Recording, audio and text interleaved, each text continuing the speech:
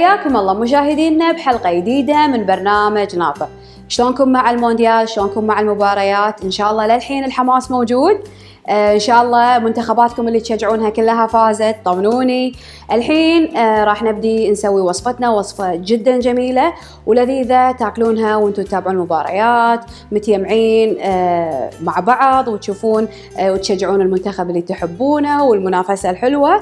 تحلى الأطباق هذه خصوصا أطباق المشاركة. فاليوم راح أسوي وصفة جوانح. هي الوصفة أمريكية ولكن دخلنا فيها نكهة قطرية. يلا نستعرض المقادير. بالبداية عندي هنا كيلو واحد من الجوانح مغسل ومنظف، راح نتبله في بهار اسمه الدقوس القطري. احنا بالكويت عندنا الدقوس اللي هو السائل اللي ناكله مع المشابيس والمطبق، الدقوس الطماط السائل، ولكن في قطر يختلف المسمى وهو الدقوس عبارة عن بهارات يسوونها بنفسهم، وانا قلت اليوم لازم اعلمكم طريقة الدقوس القطري. في البداية عندنا هني ثوم مجفف، وعندنا كمون، وعندنا كمون محمص، وعندنا سمسم محمص، وعندنا كزبرة محمصة، وعندنا فلفل أحمر حار محمص ومطحون، وعندنا شوية ملح. كل هذيل نحطهم في الخلاط وراح يصير عندنا الدقوس القطري. راح ناخذ منه ملعقتين ونتبل فيهم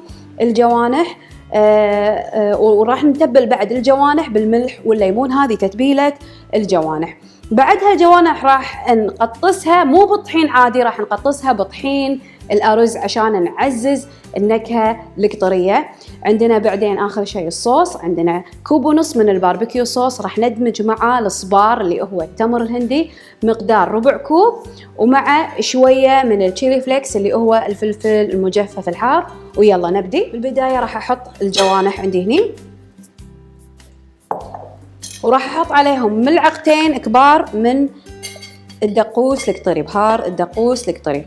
طبعا هم في قطر يستخدمونه يرش فوق الأكل، يستخدمونه مع الطباخ، يستخدمونه بوايد شغلات. بعدها راح نحط الليمون وراح نحط الملح ونقلب كل المكونات لين تتبل عندنا بشكل صحيح. ويفضل ان احنا نخليها بالثلاجة ساعة كاملة عشان تتنكه صح. ريحة الكزبرة مع الكمون والليمون خيال. الحين شوفوا عندي الجوانح تتبلت. الحين انا هذا راح اشيله وجايبه، انا راح مسويه جوانح ثانية راح اوريكم اياها بعد التتبيل. اللي متبل صار له متبل ساعة. الحين اللي راح نسويه شنو؟ عندنا زيت غزير، راح نسخن الزيت وراح ناخذ الجوانح ونقطسها في طحين الأرز بهذا الشكل لين تتقطع بالكامل، وننزلهم في الزيت عندنا هني ونكرر لين ننتهي من كل الكمية. راح نقلي الجوانح عدل عدل لين يستوون. طحين الأرز داخل بوايد أكلات عندنا بالخليج بشكل عام، وأكثر شيء داش بالحلويات. في ناس تحط بصب القفشة، في ناس البعض يحطه في القيمات، البعض يستخدمه حق المهلبية. وايد أكلات ممكن نستخدم فيها طحين الأرز. استوى. الحين راح نسوي الصوص. عندي هني جدر راح أحط فيه كوب ونص من الباربيكيو صوص. طبعا تبون الباربيكيو صوص بطعم العسل، تبون باربيكيو صوص مدخن أو الأوريجينال العادي براحتكم. وراح نحط عليه نص كوب أو ربع كوب آسفة من صوص أو معجون التمر الهندي بالصبار.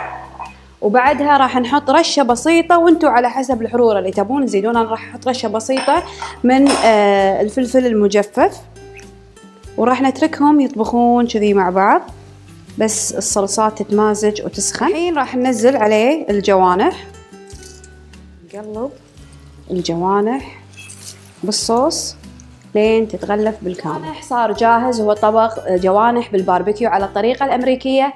دخلنا فيه مكونات قطرية مثل طحين الأرز والدقوس القطري، وبالإضافة إلى الصبار، وطلعت هذه النتيجة اللذيذة. طبقوها وعليكم بالعافية.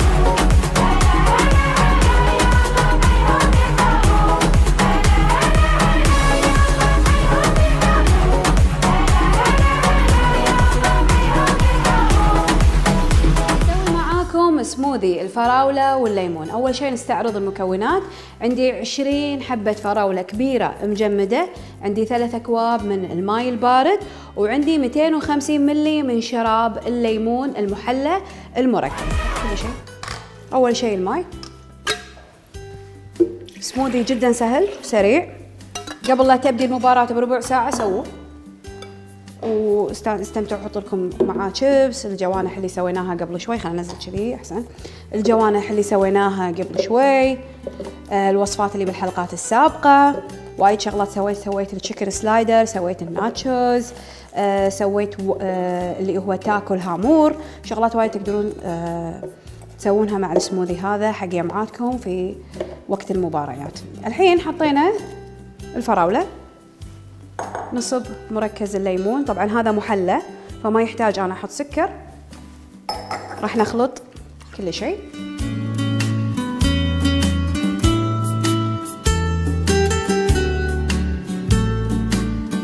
جوز حق ضيوفكم، تقدرون تعتمدونه بأكثر من مناسبة، مو بس حق مباريات، جدا لذيذ ومنعش. هذه أطباق حلقة اليوم. سويت جوانح على الطريقة الأمريكية بالباربيكيو صوص، وضفت لها نكهات قطرية اللي هي طحين الأرز، ضفت لها الصبار اللي هو احنا بالخليج الصبار هو التمر الهندي، فاحنا بالخليج نسميه الصبار، بالإضافة إلى الدقوس القطري اللي في بداية الحلقة تطرقت لطريقة إعداده، وهو نوع من أنواع البهارات أو الفلفل ترش فوق الأطعمة القطرية الشعبية، ويسمونه دقوس. وإحنا عندنا بالكويت الدقوس له معنى ثاني اللي هو دقوس الطماط اللي ينحط فوق العيوش والمشابيس. وعلمتكم بداية الحلقة شلون نسوي طريقة الدقوس بطريقة بسيطة وحلوة وسهلة.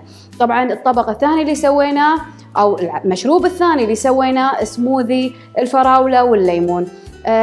يمكن راح يوصلني سؤال يقولوا لي بشنو نقدر نستبدل الفراولة؟ ممكن تستبدلونها بالمانجا، ممكن تستبدلونها بالكيوي، أي نوع فاكهة تحبونها. الأناناس، بس إنه بشرط تكون مجمدة عشان تطلع لنا سموذي بارد بهذه الطريقة. نقدر نستبدل الليمون المحلى أو الشراب الليمون المركز المحلى بشيء طبيعي أكثر. إي نعم، تقدرون تستبدلون، تحطون بدال مركز الليمون تقدرون تحطون ليمون طبيعي، عصير ليمون، وتحلونه بالعسل أو محلى ستيفا الخاص بالدايت والحمية والأمور هذه الشغلات الصحية هذه. طبعا الحين مع أجواء المباريات وكاس العالم، الناس عند المباراة تدور السناكات هذه الخفيفة السريعة، الأطباق الحلوة. احنا دائما متعودين شاي ومكسرات، نغيرنا درابيل ولا كيك، لكن ليش ما الحين نغير هالمرة ونسوي أطباق سريعة وحلوة ولذيذة نتسلى فيها وإحنا نتابع المباريات. أو أنت كزوجة إذا حابة تفاجئين زوجك ومثلا تشوفينه قاعد يتابع المباريات وودك تقدمين له أطباق ويستمتع فيها وهو يتابع المونديال، تقدرين تسوين من هالأطباق اللي قدمناها بحلقة اليوم والحلقات السابقة. أطباق سهلة وبسيطة وسريعة وراح تعجب الكل، صغار وكبار.